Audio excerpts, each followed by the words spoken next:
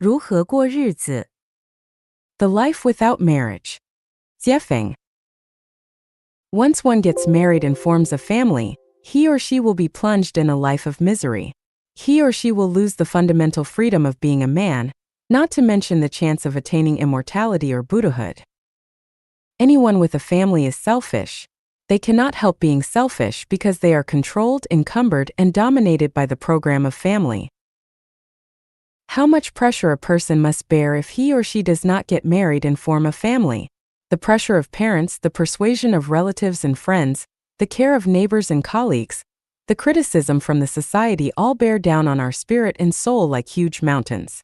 The physiological demand, the desire for a home, the worry for illness and death, and the difficulty to relieve loneliness all make us desire instinctively to get married and form a family. If the above problems are not resolved, we will feel pain and suffering all the same, and we may even have greater pain and suffering if we do not get married and form a family, because getting married and forming a family is a matter of course and as easy as sailing downstream, while not getting married and forming a family is as difficult as sailing upstream. The problem is that sailing downstream leads to no other than pain and suffering, which history of mankind has proved to be unavoidable. Then we have no choice but to sail upstream. Let's discuss and resolve these problems one by one. First, the pressure of parents. We should be filial to our parents, but we cannot give in to our parents in the matter of life and life. We know about the road taken by our ancestors all too clearly. It is a road of misery, which we should not repeat. If our parents force us to get married and form family, we must raise some conditions to them. 1. Ask our parents to tell us the significance and value of life. 2. Ask our parents to tell us the nature and meaning of life. 3. Ask our parents to provide good housing conditions. 4. Ask our parents to guarantee our happiness all our life. If our parents cannot meet these conditions, then we can tell them in definite terms that we cannot get married and form a family. As for the persuasion of relatives, friends, neighbors, and colleagues, we can also respond with the above 4 conditions. Or we can simply respond with one question. Can you help me through if I encounter plight and pain after getting married and forming a family? Please give me a written pledge. As for the criticism from the society, we can just ignore it. If pigs say something is wrong with man's life, then just let them squabble. How can we solve the problem of physiological need? The need for food and beauty is our inherent character. The need for sexual life is but a matter of course, otherwise the greatest creator would not have designed those organs and senses for us. A life without sex would be one with abnormal spirit and psychology. We will not only have sex, but also have sex of high quality and happiness. Why don't we? Only a fool would not have sex. Without marriage, with whom do we have sex? It is impossible to do this with chicken and ducks. Contracting disease is only a small matter when compared with the loneliness and solitude of spirit and soul that can't be relieved even after the acts. One cannot afford it economically, and no one would care for your living, old age, illness, and death. Can we find someone randomly to live with us? This may temporarily meet our urgent need, but does not provide long-term solution. What is worse is that we have to bear a lot of liabilities. We may commit irremediable mistakes and cause a series of chain reactions, and suffering and mystery may be endless. My advice is to become Chanyuan Celestials and have the sex life with Chanyuan Celestials. On the condition that you don't go against the ethics, you can make love with whichever Chanyuan Celestial you want to be with, as long as the two of you are willing to do so. You can choose the way that you like. Because we have the same belief, we share the same frequency and resonance. We are a whole, we have the same life values. We are not bound together, we don't hurt each other. We are willing to pay everything for each other, including life. Here is the trouble. Once people, especially our relatives, friends, neighbors, and colleagues, know that we are Chanyuan Celestials and are so casual and free, we will be drowned by condemnation, insult, revile, and grief, and we will be the helpless lamb surrounded by packs of wolves, torn, bitten, trampled, and swallowed. And this will be the price we have to pay for the pursuit of freedom. However, one would rather die than lose the freedom. Without freedom, what do we live for?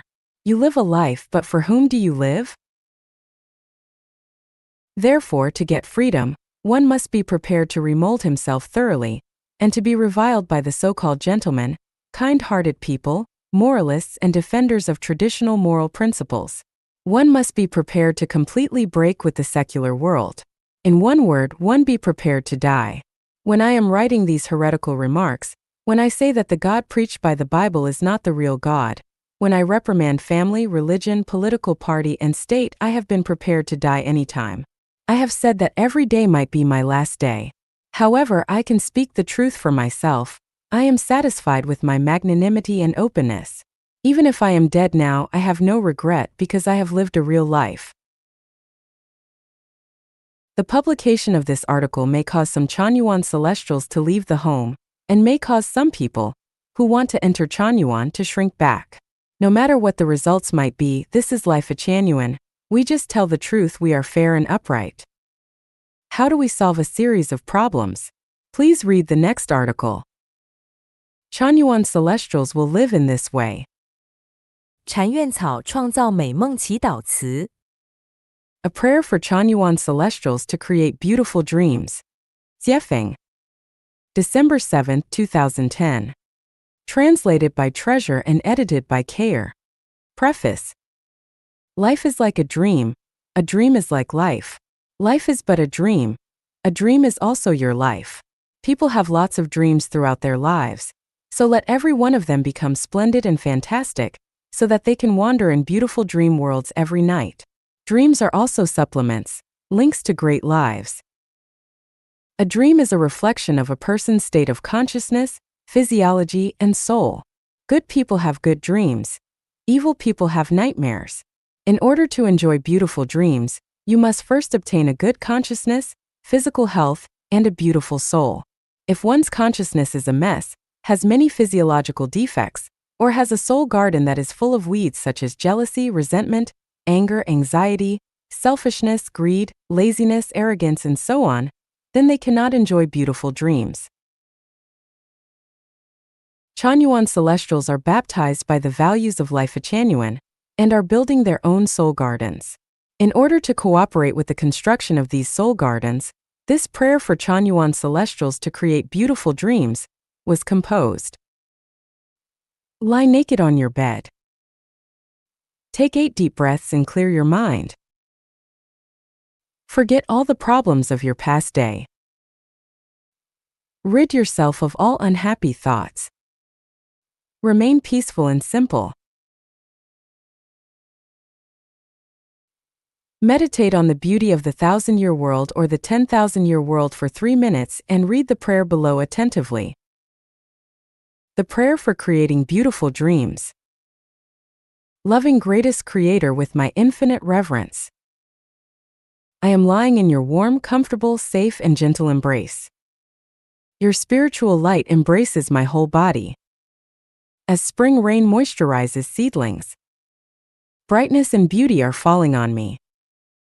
All is harmonious and peaceful. The night is sacred and the earth is quiet. The air is filled with the fragrance of flowers. The first faint glimmer of dawn twinkles in the distance. Tomorrow's world will be more beautiful than today's was.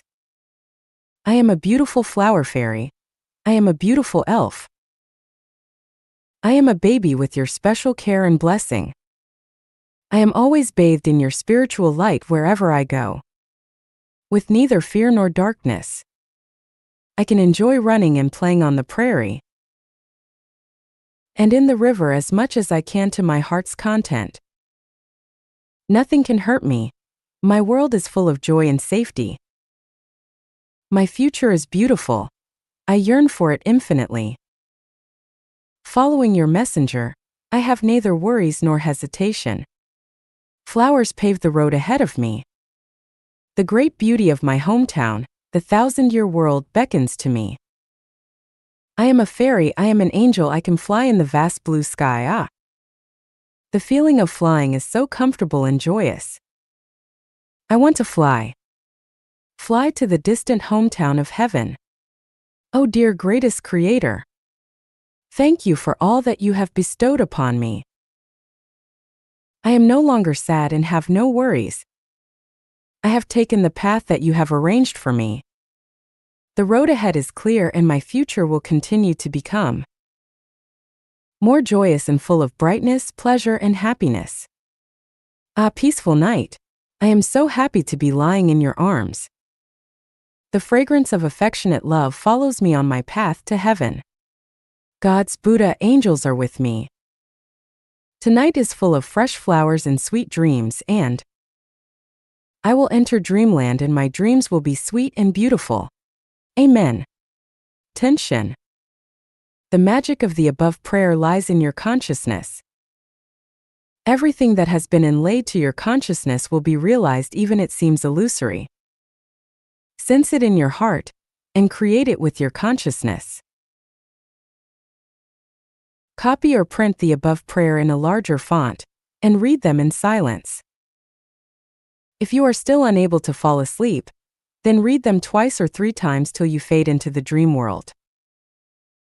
The second home, now new oasis for life. How can I repay you? Jiefeng. November 8, 2011. In the second home, I have had the most wonderful chapter of life and bring. People can live in your embrace and feel no regret. But how can I repay you, the second home? If I cannot repay you, then I will be an ungrateful black sheep and a lazy parasite. The second home. Can I be permitted to repay you in the following 8 aspects? 1. Every day I will get up early in the morning and finish my work conscientiously, with or without management and supervision. I will willingly and voluntarily set my mind on work and do it well. 2. Every day I will greet every sister, brother, relative, and lover with sunny smiles.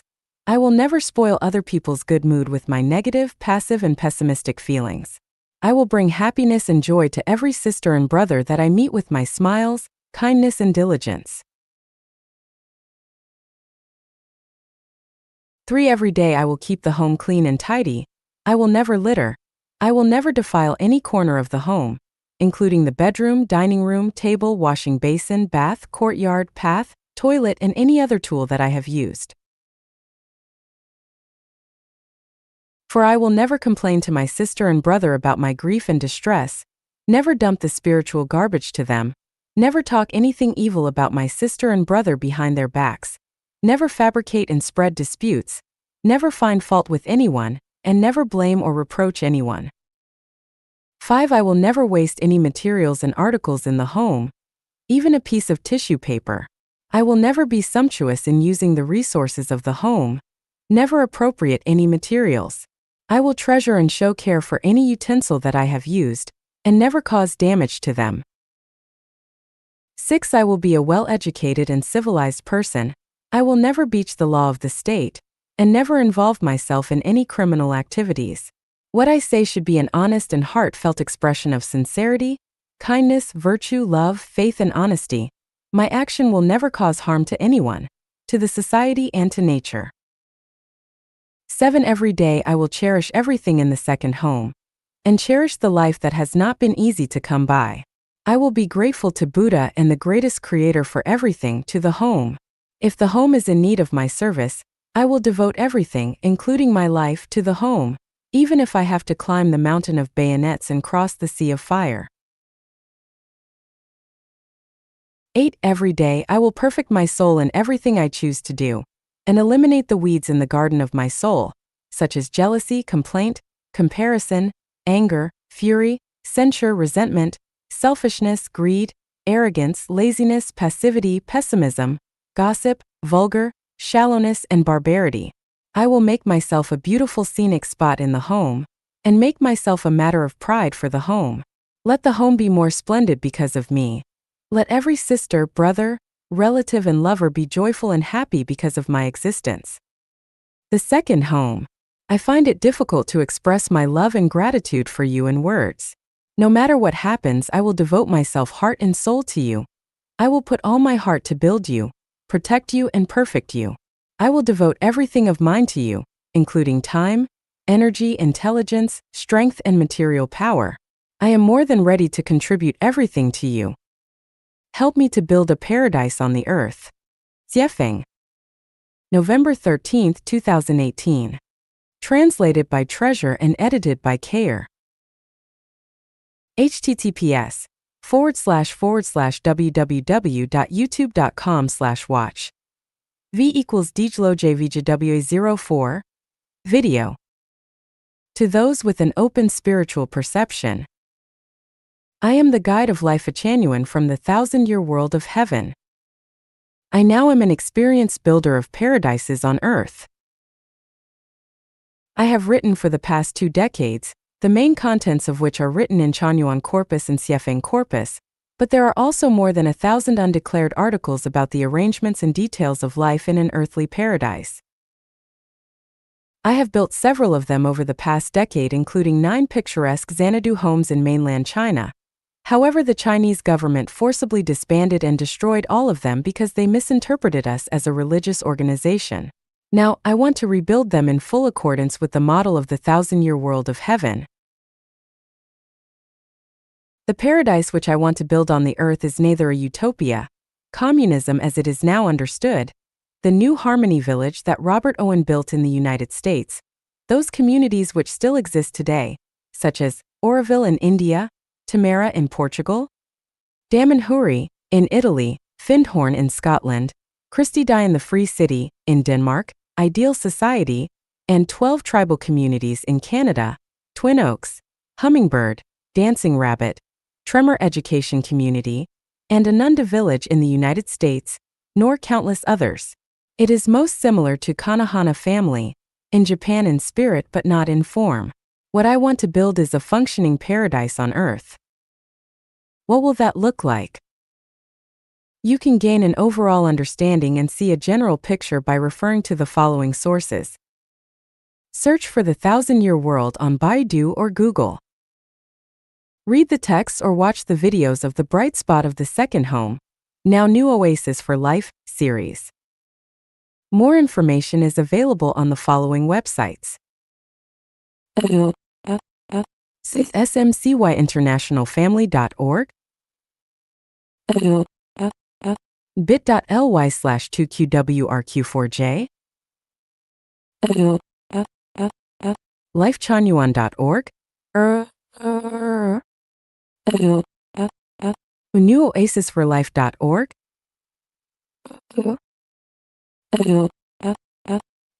lifecosmos.org, Chinese, F. lifeelvavu.org, Chinese, G. Chanyuan.org.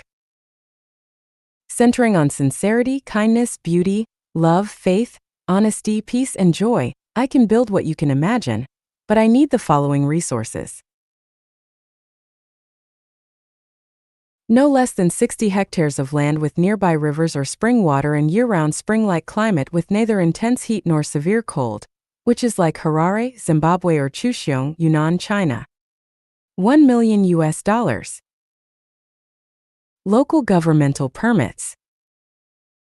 300 people from a multitude of nationalities, cultures, races, and faiths will be selected to participate in constructing, living, and producing in it.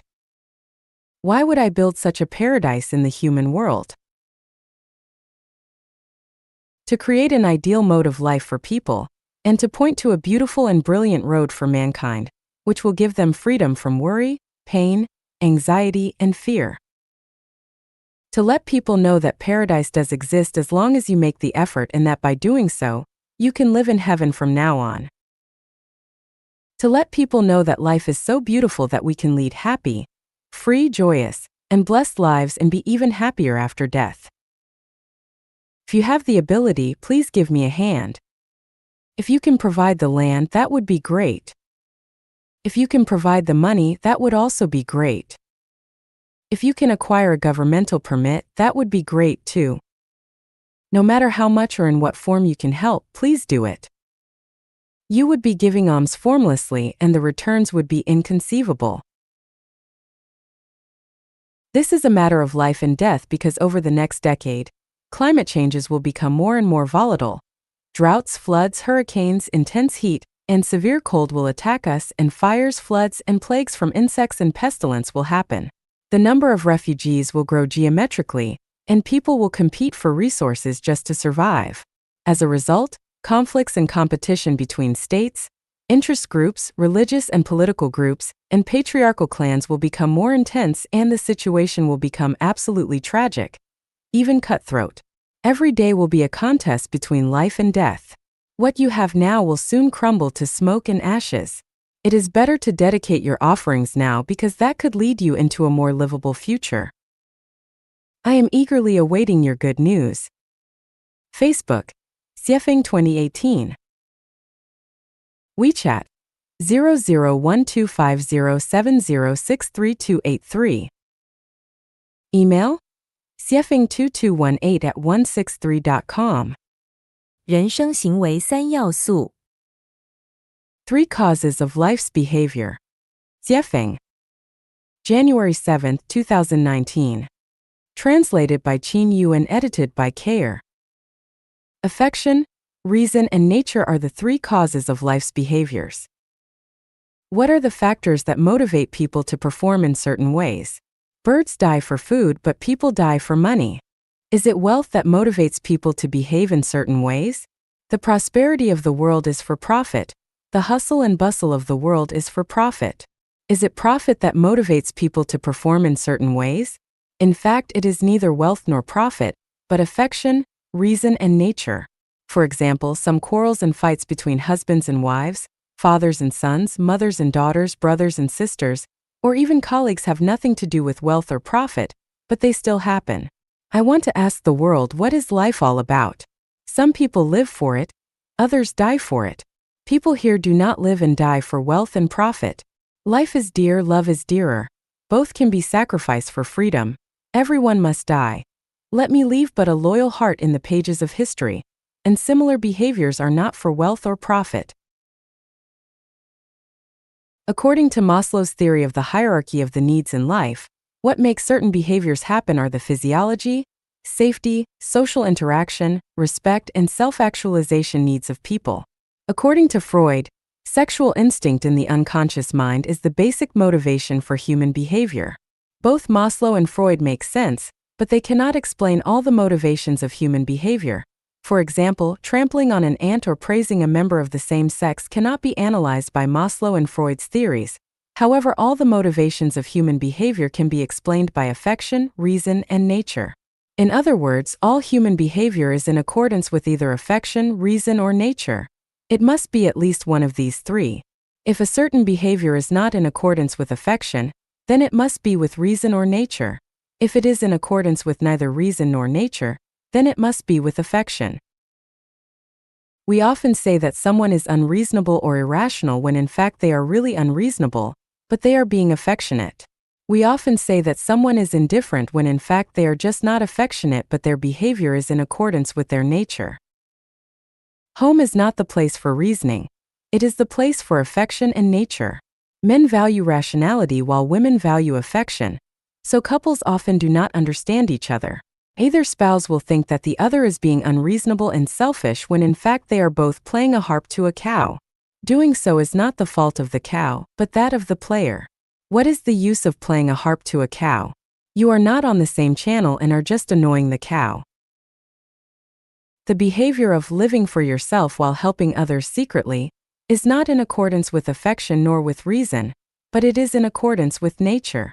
That is someone's nature. Some people are born omnivores while others are lifelong vegans. This cannot be analyzed with affection or reason because it is the product of one's nature. All desires are manifestations of people's natures. All requirements are manifestations of affection, and all preaching are manifestations of reason. The advantage of knowing this truth is that everyone in the world becomes pleasing to your eye. Everyone becomes right. Do not worry if children are crying. They are just expressing their nature. Take it easy if a wife is crying, shouting, and trying to hang herself.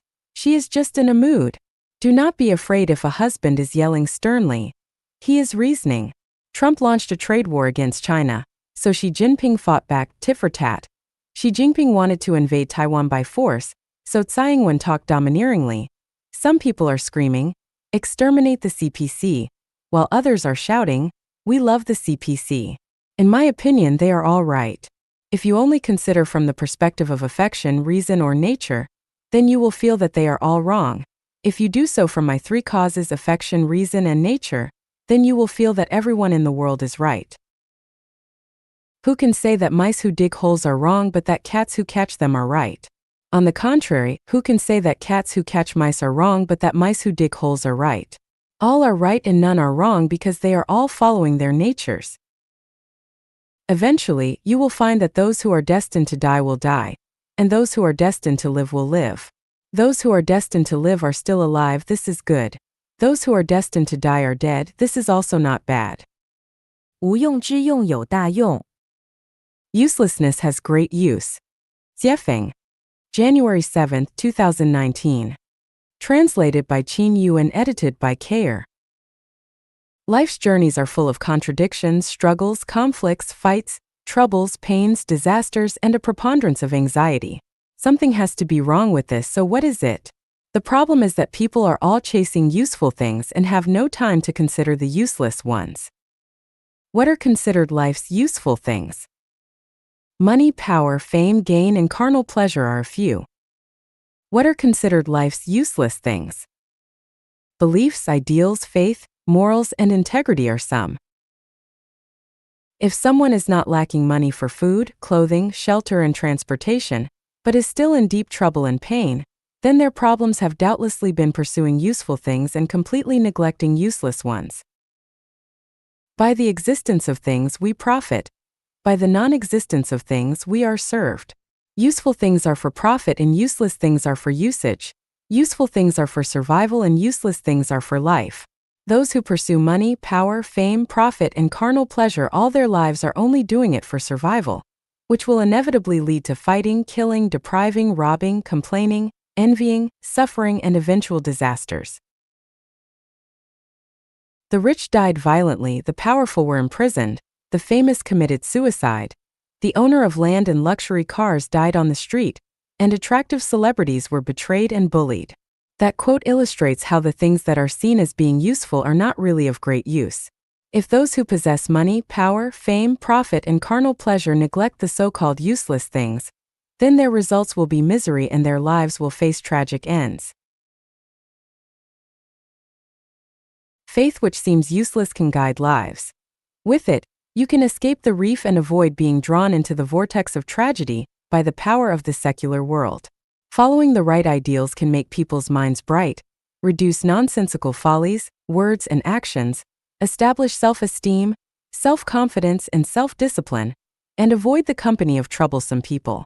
If you have faith, you can maintain righteousness under difficult and confusing circumstances, and temporary setbacks and tribulations will not cause you to associate with evil influences to commit illegal acts, use drugs or go out whoring, or scam and steal from people.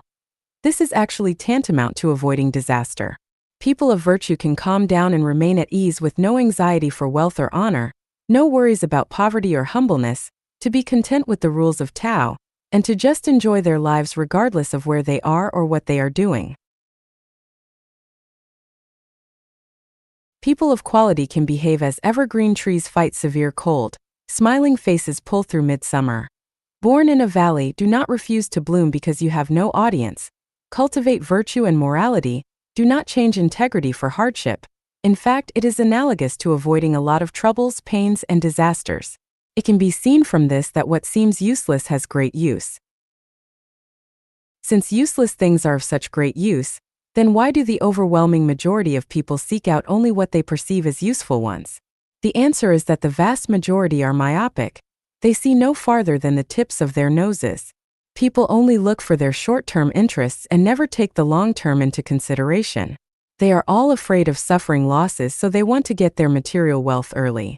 Human society has been this way in the past, is now, and will remain the same in the future. Worries, pains, anxiety, fears, and disasters will always accompany people, and nothing will change unless Tao has other plans. Knowing this, I can only watch with cold eyes. 正义永远战胜不了邪恶。 Justice can never defeat evil. Jiefeng. July 4, 2019. Translated by Qin Yu and edited by Bandy. I often hear people say, justice will eventually defeat evil. After my long review and inspection, I finally found that justice will eventually defeat evil is a self-comforting phrase. The fact is that justice can never defeat evil in this space and time of the world, and for the same reason, evil can never defeat justice. I have theoretical and practical basis for this conclusion: justice can never defeat devil. In theory, the sum of positive and negative energies in the universe is zero. Positive and negative are like acting force and reactive force, equal in magnitude and opposite in direction. From the law of the unity of opposites, justice and evil are twin brothers. Where there is justice, there is evil. Justice and evil complement each other, and are both opposed and united. If evil is eliminated, justice will no longer exist, just as if the carnivores were eliminated, it will be difficult for the herbivores to exist. Without up, there will be no down. Without front, there will be no back. Without coming, there will be no going. Without death, there will be no life. Where there is day, there is night. Where there is long day, there is long night. Day can never defeat night, and of course night can never defeat day either. From this, we can draw a conclusion that justice and evil coexist in the human world. The human world is the time and space where justice and evil fight and kill. No one can defeat the other. No one can destroy the other. Even if justice or evil temporarily dominates, the situation will reverse, just as the day and night. In practice, looking at the history and current situation of mankind, when did justice prevail over evil? Justice and evil are like two evenly matched people holding each other, fighting, beating, and rolling. For a while, justice is above and evil is below, and for a while, evil is above and justice is below.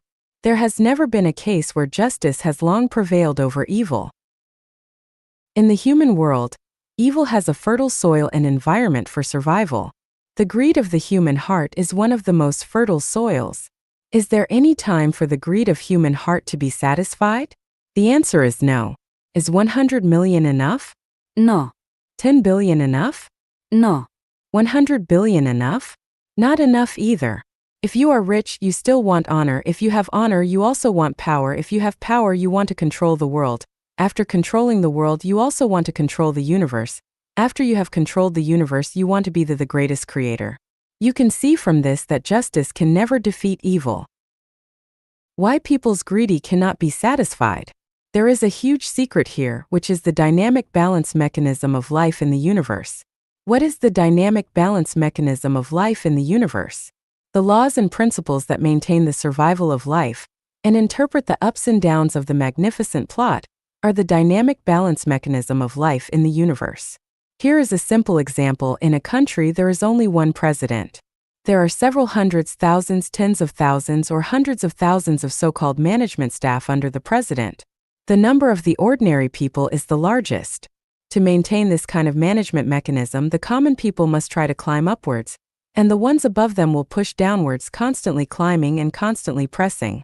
The reality constituted by this kind of climbing and pressing is the dynamic balance mechanism. Among the 20 parallel worlds and 36-dimensional spaces in the universe, there are heaven, hell, and human world. People in hell want to go into heaven, just like ordinary people want to be president. This is not feasible. So what to do?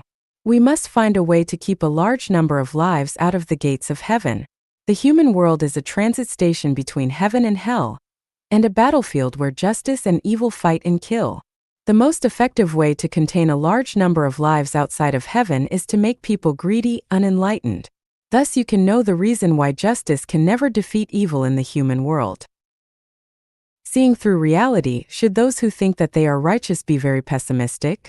Do you think that this mechanism is unreasonable? Do you think that it is benevolent only when there is no hell but heaven? If you think this way, it is irrational. You can imagine that if all insects, birds, beasts, domestic animals, fish, shrimps, snakes, and scorpions are all transformed into human beings, can human beings survive any longer? The sea of bitterness is boundless. Is there a way to be optimistic? Yes. Where? The person from heaven will lead you to find a way to be optimistic. 不要期望石头会变成西瓜。Do not expect stones to become watermelons. Jiefeng. July 24, 2019. Translated by Qin Yu and edited by Kayer. Can a stone ever become a watermelon or a watermelon a stone? Of course not, but according to Chanyuan values, nothing is impossible, but only things that cannot be realized or changed by thinking. Is this not a contradiction? First you said impossible, but then you said that nothing is impossible. So which is it? Here, impossible refers to the situation in mortal spacetime, but possible refers to an environment which transcends it. Impossible refers to the limited material world, but possible refers to the unbounded non-material world. Impossible refers to the principle of universality, but possible refers to the principle of particularity. Impossible refers to conventional common sense, but possible refers to unconventional thinking. Thus, there are no contradictions. It is difficult for people to change their natures. If we compare them to stones, then it is impossible for them to become watermelons. I often hear people say that someday his conscience will sting him, meaning that someone who hurts you now will eventually learn that they were wrong and apologize or repent, and compensate you for your loss, but a stone is a stone and will never become a watermelon. In other words, it is extraordinarily unlikely that a person who hurts you will ever find their conscience. If you agree with this point of view, then you can handle your interpersonal relationships in this way along your life's journey. If someone makes you unhappy when you deal with them the first time, stop there. An old expression goes, "Fool me once, shame on you. Fool me twice, shame on me." No stone will ever transform itself into a watermelon. If someone looks unpleasantly toward you, do not look back at them in the future. You will be sick of them for the rest of your life.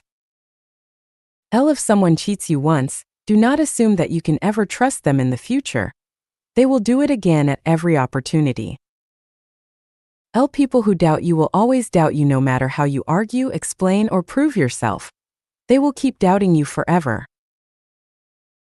People who dislike you will never like you regardless of what you say, do, or how well you treat them.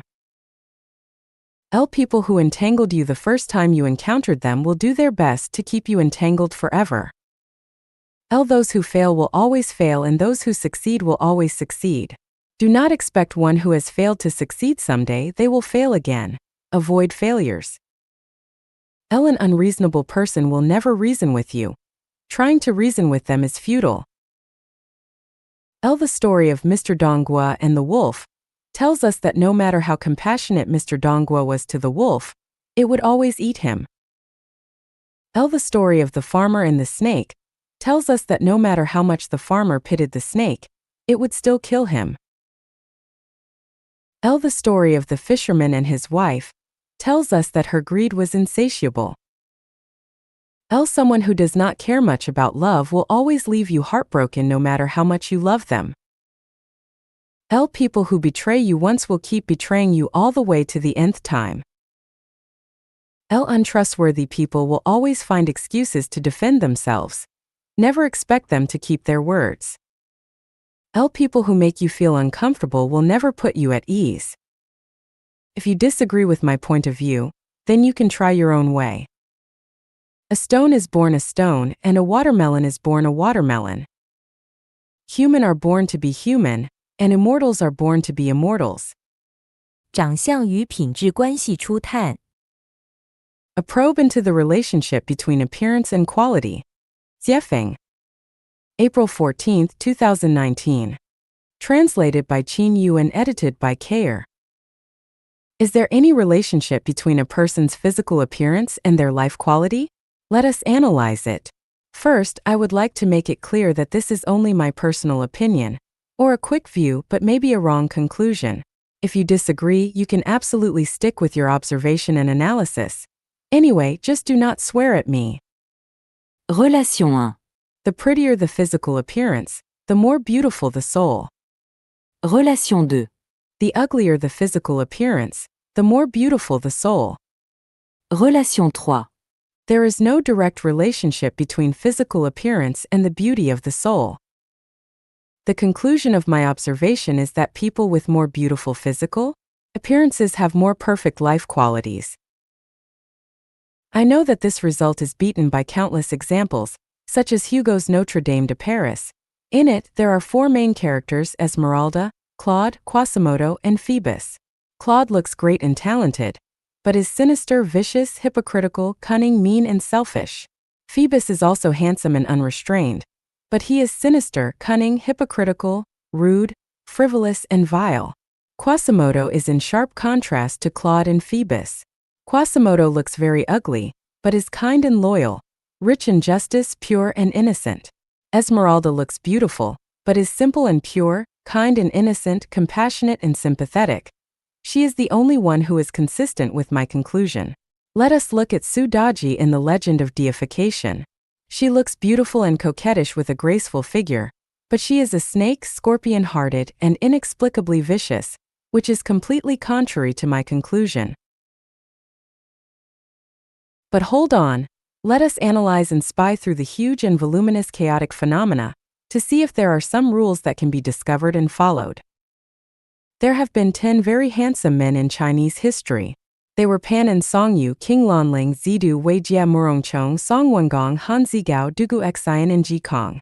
They all share the features of having very charming styles, were exceedingly beautiful, tall and slender, handsome in shape, possessing smooth skin, and were natural, unrestrained, and graceful. As for their characters, there are many praises with very few derogatory words for any of them. This shows that good-looking people are not always bad. There have also been 10 very beautiful women in Chinese history. In addition to the fish sinking, birds alighting, breathtaking Shi Shi, Wang Zhaojun, Diao Chan, and Yang Guifei, there have also been Feng Xiaolian, Su Daji, Zhao Fian, Zheng Dan, Bao Si, and Zhang Mi. These women's beautiful appearances cannot be overstated, but except for the praises of Shi Shi, Wang Zhaojun, Diao Chan, and Yang Guifei, the moral qualities of Su Daji, Bao Si, and the rest are mostly negative. What are the relationships between their appearances and characters? History has long passed, so we cannot go back to live with them and study any of them. The characters in the literary descriptions only represent the writer's uses of the past to satirize the present or to express their own feelings and aesthetic values with the help of their character images, which is not enough for factual evidence. For example, the white bone spirit, fox spirit, spider spirit, jadestone lute spirit, and white rabbit spirit in Journey to the West, and the fox spirit, especially the painted skin in Strange Tales of a Lonely Studio, can only be treated as characters in novels, but not as facts for judging the nature of real people. For that, we can only use factual, scientific, logical, and spiritual approaches to analyze them. In reality, there are no less than 400 people who have had relatively deep interpersonal relationships with me. My observation of them is that the more beautiful the person appears, the purer their character is. From a scientific point of view, appearance is the expression of reality and the external form of the non-material structure of life. The more perfect the structure is, the more symmetrical and beautiful its appearance is. It can also be seen from Water Knows the Answer, that the more beautiful and kinder the reality is, the more beautiful the shape that it projects will also be. And it can be concluded from this alone that the better the inner quality is, the more pleasing to the eye its appearance will be. From a logical point of view, if there is a flaw in something, then something must be wrong with its foundation. The appearance of a building is determined by its drawing, which is determined by the architect's aesthetics and knowledge and experience of designing structures. You picked up a porcelain bowl and found that the bottom of the porcelain bowl was slightly flawed. This flaw was not caused by the bowl itself, but by its mold. That is, the bottom of the mold was flawed. Therefore, the appearance of a person is determined by their inner quality. The better their quality, the nicer their appearance. The poorer their quality, the ugly their appearance. In terms of spiritual sense, when I lived in the 1,000-year world, I saw that every man was handsome and elegant and every woman was glamorous and charming. Later, through the continent for 3 realms lives to pass through, I found that the men and women in the 10,000-year world were even more delicate and beautiful than the ones in the 1,000-year world. The 1,000-year world and 10,000-year world are within the kingdom of heaven, so people in both places are pure of heart and noble of character. This further proves that there is a direct proportional relationship between appearances and characters, which means that the better the former, the more beautiful the later. The phenomenon that now confuses us is that many handsome men and lovely women in our world have looks that are nowhere nearly proportional to their inner qualities. That is to say, some people who look pleasing to the eye are rather ruthless when dealing with interpersonal relationships, while some people who cannot make people look back at them are kind-hearted and genuinely decent. So what is going on here? After observing and considering many people for a long time, I found that the problem is that no matter how someone looks, once they step into business, a battlefield, officialdom, Vanity Fair, love, or a casino, their soul will be affected by money, power, fate, fame, gain, carnal pleasure, and other such things. They will not be the same individual that they were in Tathagata, but will have been driven by the devil's program and will have become obsessed with money, power, fame, carnal pleasure, fate, fortune, and will have lost their natures. We therefore draw the conclusion that appearance is directly proportional to quality, but for people in corrupting environments and situations, appearance has nothing to do with quality, and we cannot judge people that way. You need to be careful where appearances and quality do not match, lest you reap beans from melon seeds. From this, we learn the big secret that if a person wants to restore their Tathagata nature to go to heaven, then they must not enter the vortex related to money, power, fame, gain, and carnal pleasure. If they do, then their pure and beautiful souls will be distorted, their Tathagata nature will be covered up, and their appealing looks will be trampled on and defiled by their very selves. Unless rigorous cultivation enters their lives, their future destinations will definitely be bad. Another truth that I discovered is that if a person gets along well with others with whom they have no direct interest, and if they are beautiful, then we can basically conclude that their quality is also beautiful. My final conclusion is that when a person is in a state of selflessness, their appearance and life quality complement each other. The more beautiful their appearance is, the more perfect their life quality is also.